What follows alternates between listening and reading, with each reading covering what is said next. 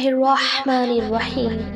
آج کا جو واقعہ ہے وہ دل دہلا دینے والا واقعہ ہے۔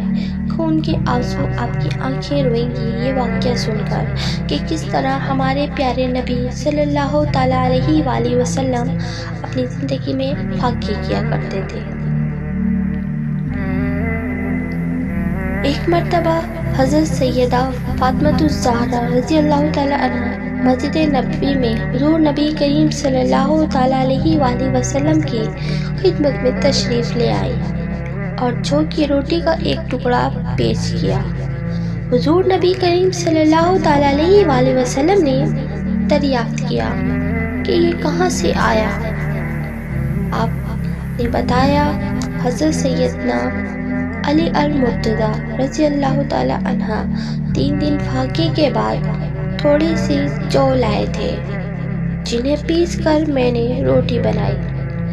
جب میں روٹی بچوں کو کھلانے لگی تو آپ کا خیال آیا کہ آپ صلی اللہ تعالیٰ علیہ وآلہ وسلم نے بھی تو ان کو بھی تھوڑی سی روٹی دے آؤں۔ حضور نبی کریم صلی اللہ تعالیٰ علیہ وآلہ وسلم نے روٹی تناول کرتے ہوئے فرمایا، اے میری بیٹی، میں 4 روز سے فاقے سے ہوں اور 4 روز کے بعد یہ روٹی کا پہلا ٹکڑا جو میرے منہ میں پہنچا ہے تو نے دیا ہے۔